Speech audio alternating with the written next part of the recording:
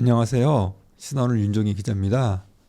제가 오늘은 그 4월 총선 전망에 대해서 요즘 말씀을 드릴게요. 최근에 이준석, 이낙연 두 사람이 이렇게 깨졌잖아요. 그 제3지대 빅텐트를 뭐 치겠다 그렇게 하면서 이제 개혁신당을 이렇게 만들었는데 이게 분열이 됐어요. 이낙연 그 공동대표는 개혁신당 공동대표는 그 합당 철회를 갖다가 며칠 전에 이렇게 선언을 했는데요. 그 이유가 그 총선과 관련한 그 지휘권을 이준석 공동대표가 모두 그냥 가져가는 것, 그것에 대한 그 불만에 따른 것으로 저는 이렇게 보고 있습니다. 그런데 사실 총선 때만 되면은 같은 당 내에서 이런저런 갈등이 터져나가기 마련이거든요. 항상 보면은 그 당내 세력들이 서로 이렇게 공천과 관련해서 막 치열하게 다투고 그랬던 모습을 많이 봤는데요. 지금 보면은 그 더불어민주당 내에서도 공천과 관련해서 상당히 그 잡음이 나고 있어요. 그러면서 뭐 당내 인사들이 탈당하는 그런 소식도 계속 이렇게 나오고 있습니다. 이런 중에 보면은 그 여당인 국민의힘에서도 공천과 관련한 잡음이 좀 이렇게 들리고 있어요. 하지만 지금 뭐 개혁신당이라든지 더불어민주당에 비해서는 상대적으로 이렇게 좀 덜 시끄러운 것 같아요. 그 개혁신당이나 민주당과 달리 그 국민의힘에서는 왜 이런 잡음이 상대적으로 작을까요? 한동훈 비대위원장 등 당내 인사들의 어떤 수준이 높아서일까요? 물론 그런 점도 저는 있다고 봅니다. 그런데 제가 볼 때는 그보다는 이 이념 정체성 때문이라고 봅니다. 그러니까 지금 개혁신당이라든지 민주당 그 두 당은 이념 정체성이 상당히 지금 이렇게 불분명합니다. 흐리죠. 그런데 최근에 국민의힘은 그 정체성, 이념 정체성이 점점 뚜렷해지면서 자기들만의 지금 색깔을 갖다가 그래도 이렇게 짙게 이렇게 만들고 있습니다. 지난번에도 제가 이렇게 말씀을 드린 바 있는데요. 예전에 통일국시 발언으로 억울하게 고초를 겪은 고 유성환 전 의원은 그분이 돌아가시기 전에 제가 만나서 얘기를 들었어요. 그 유성환 전 의원은 정당에 있어서 가장 중요한 건 이념이다. 인물과 조직, 돈도 중요하다. 하지만 그보다 더 중요한 건 이념이다. 이념성이 명확하다면 인물이 없어도 정당을 만들 수 있다. 이렇게 그 말씀을 하셨어요. 그 유성환 전 의원은 통일국시 발언으로 이렇게 고초를 겪었지만은 이게 보수 성향 정치인입니다. 참고로 제가 말씀드리고요. 그 유성환 전 의원이 그토록 이렇게 중요하다고 한 이념성을 이번에 그 분열된 그 개혁신당은 전혀 가지고 있지 않았어요. 여기저기서 그냥 사람들이 모여서 뭐 이렇게 하다 보니까 전혀 뭐 이념 정체성이 없었거든요. 뭐 이준석 공동대표가 국민의힘 출신이었고 뭐 이낙연 공동대표는 더불어민주당 대표 출신이고 거기다가 정의당 인사들까지 모였잖아요. 그러니까 이건 이념성에서 완전 무슨 짬뽕이 돼가지고 전혀 뭐 그런 게 없었어요. 그리고요, 그 이런 어떤 이념 정체성도 이렇게 불분명했는데 거기다가 이 대선 주자 그 인물도 없었어요. 그러니까 뭔가 당내에서 구심력을 발휘할 어떤 그런 건덕지가 전혀 없었던 것이죠. 그래서 저는 이게 당이 깨지게 된 거는 너무나도 진짜 자연스럽다. 안 깨진 게 이상할 정도로 자연스럽다고 보고요. 그리고 이렇게 정체성이 없잖아요. 그러면은 사람들의 관심도 못 끌고 앞으로도 저는 더 그런 점이 커질 것이다. 관심을 끄는 게 힘들어질 것이다. 더 떨어질 것이다. 이렇게 저 전망을 합니다. 그리고 예전에요. 안철수 국민의힘 의원이 제3정당인 국민의당을 만들어서 성공을 했잖아요. 그러니까 뭐 개혁신당도 성공할 수 있는 거 아니냐 이렇게 말씀하신 분도 계시는데, 그런데 그때 국민의당은 안철수라는 대권 주자를 가지고 있었고요. 그리고 이념 정체성에서도 개혁 보수라는 이미지를 어느 정도 이렇게 국민들한테 어필을 했습니다. 뭐 지금 국민의힘과 같이 명확한 어떤 이념 정체성을 가지고 있지 못했지만요. 안철수의 국민의당의 정체성을 뭐 진보로 이렇게 보는 사람은 없었어요. 그러니까 국민의당의 뭐 소위 말하는 어떤 정의당, 국민의당 정체성이 정의당 정체성과 비슷하다, 그게 섞였다 이렇게 보는 사람은 없었거든요. 근데 이번에 개혁신당 같은 경우에는 정의당 뭐 그런 사람들까지 들어와가지고 이게 무슨 진보 정당이냐 이렇게 의심하는 사람이 있었단 말이죠.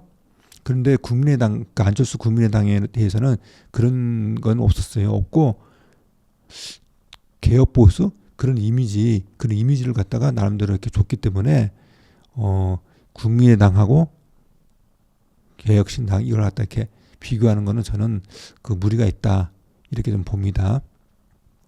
그래서 안철수 국민의당은 안철수라는 어떤 새정치 이미지하고 어느 정도의 약간 개혁보수 그런 이미지, 그게 결합을 해서 시너지를 낸 것이고, 만약 지금은 이제 안철수가 바뀌어가지고 국민의힘이 들어가 있는데, 안철수가 이제 지금 국민의힘에서 정체성을 갖다가 명확히 하기 때문에 추후 저는 안철수의 어떤 위상 이게 더 높아질 것이다 저는 이렇게 보고 있습니다. 예. 다시 이제 좀 얘기를 돌려가지고 지금 더불어민주당 같은 경우도 정체성에서 상당히 지금 문제가 있어요. 물론 뭐 모든 게 상대적인데 현재 국민의힘에 비해서 상당히 이념 정체성에서 흐리다고 이렇게 볼 수가 있습니다. 여러분들은 최근 민주당에서 뭔가 좀 이념성이 녹아 있는 그런 어떤 정책을 발표한 모습이 이게 떠오르는 게 있으신가요? 저는 뭐 특별한 그런 게 없어요. 그보다는 그냥 뭐 대통령 부인 김건희 여사 비난하는 그런 것만 생각납니다. 그리고 요즘 막 공천과 관련해서 막 당내 잡음 이게 막 시끄러운 게 그런 것만 생각이 나요. 그러니까 뭔가의 어떤 이념적인 어떤 그런 게 없는 거죠. 당의 중심을 잡아줄. 근데 반면에 지금 국민의힘 같은 경우에는 이 대통령부터가 완전 이념적인 어떤 정책 이런 걸 갖다가 많이 내놓고 있어요. 어제는 보니까 그린벨트, 불필요한 그린벨트는 풀겠다 이런 얘기를 했어요. 근데 이 그린벨트라는 게요, 개인의 어떤 사유재산, 사유재산을 갖다 제한하는 거잖아요. 그런 제한을 갖다가 불필요한 경우에는 풀겠다 이런 얘기를 했단 말이죠. 상당히 어떻게 보면은 보수 이념이 녹아있는 그런 어떤 정책적 내용이죠. 그리고 지금 의대 정원 문제 갖고 이렇게 막 논란이 있는데요.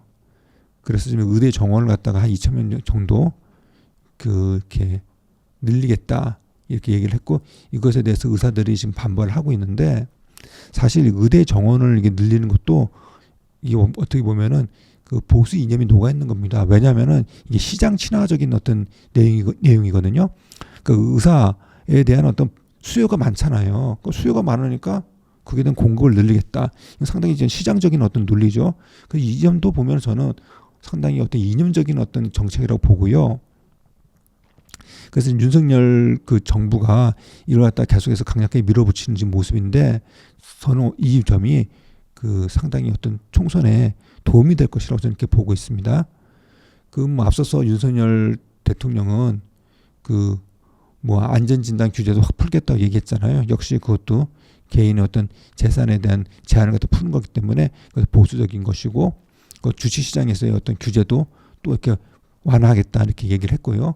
뭐 상속세 같은 경우도 뭐 고칠 공간대만 있으면은 국민적 공간대만 있으면 고칠 수 있다, 뭐 이런 취지로 얘기를 했고, 거기다 이제 한동훈 비대위원장 같은 경우도 보면은 항상 보면 자유민주주의 정신을 갖다가 이렇게 강조하고 있어요. 어떤 얘기를 하다 보면은 그 앞에 이건 자유민주주의의 정신에 입각해서 뭐 이렇게 하겠다, 그렇게 많은 얘기를 하는데, 심지어 광주에 내려가서도 그 5.18 정신이 자유민주주의 정신과 일치한다면서 헌법 전문에 그걸 넣겠다 이렇게 얘기를 했잖아요. 그리고 나아가서 그 지금 여권 대권 주자 중 한 명이자 뭐 개혁 보수 그런 이미지가 강한 안철수 의원조차도 최근 한 인터뷰에서 국민의힘이 보수 정당의 가치를 수호해야 한다 이렇게 얘기를 했어요. 그러면서 보수 정당의 가장 중요한 가치 세 가지를 이렇게 강조를 했단 말이죠. 뭐 첫 번째 자유민주주의를 튼튼하게 하는 것, 두 번째는 자유시장 경제 하에서 경제를 더 번창시키는 것, 세 번째는 법치주의, 이런 식으로 얘기를 했어요. 그 안철수 의원은 보면은 약간 좀 이렇게 중독성이 강한 것으로 이렇게 비춰지잖아요.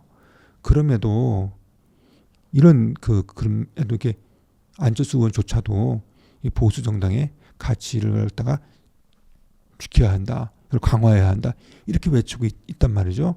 그러니까 저는 요즘 보면 여권 전체가 이념상에서 상당히 어떤 강화를 하고 있다, 이념 정체성을 뚜렷이 하고 있고 그걸 갖다가 중심으로 그 어필을 하고 있다 이렇게 봅니다. 그리고 국민의힘하고 여권이 이렇게 이념적으로 이렇게 명확히 하잖아요. 그러면은 공천을 둘러싼 잡음도 쉽게 저는 이렇게 잡을 수 있다고 저는 이렇게 봅니다. 왜냐하면 그게 그 구심력이 되거든요. 그러니까 이런 이념성이 뚜렷하면은 야, 우리가 그래도 이런 자유민주주의 이 정체성을 지키기 위해서 우리가 이런 부분에 좀 희생을 해야 되지 않겠는가, 그런 어떤 그 얘기가 이게 설득력이 먹혀 들거든요. 그래서 저는 이 잡음도 좀 많이 줄어들 것으로 이렇게 봅니다. 이제 그 4월 10일 총선까지 한 50일도 남지 않았는데요. 여러분들은 총선 결과가 어떻게 될 것으로 이렇게 보시나요? 제가 앞에서 말씀드렸지만은 저는 이념성에서, 물론 절대적이진 않지만 이념성에서 상대적으로 뚜렷한 국민의힘이 저는 승리할 것이라고 이렇게 봅니다. 그리고 지금 이념성이 약한 것은 물론 막 좀 혼란스럽죠. 그런 개혁신당의 경우는 유의미한 성적을 좀 못 낼 것으로 보고요.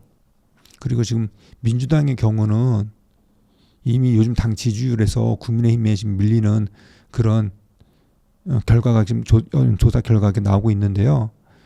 이런 조사 결과 비슷하거나 그보다 못한 성적을 낼 가능성이 저는 있다고 봅니다. 결론적으로 저는 누가 더 자기만의 뚜렷한 색깔을 가지고 있느냐가 이번 4월 10일 총선 결과를 좌우하는 열쇠라고 봅니다. 그냥 뭐 그런 어떤 뚜렷한 자기만의 색깔 없이요, 그냥 뭐 상대의 어떤 흠을 가지고 막 비난하고 이런 거 가지고는 저는 전혀 뭐 아무런 그 효과를 저는 못 볼 거라고 보고요. 예전에 뭐 미국의 클린턴 대통령 같은 경우에는 그 루인스키 그 스캔들이 있었잖아요. 그런데요, 그거 아무런 효과도 발휘하지 못했어요. 그 클린턴은 뭐 아무 문제 없이 재선했습니다. 뭐 하여튼간에 그런 점에 비춰봤을 때 그냥 단순히 어떤 흠 이런 거 가지고 막 공격해가지고 효과 보는 거는 어렵고요.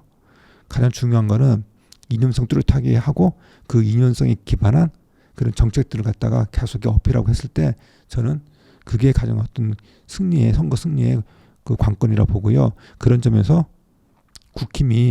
국민의힘이 이번 4월 총선에서 상당히 저는 좀 좋은 성적을 거두지 않을까 이렇게 봅니다. 예, 감사합니다.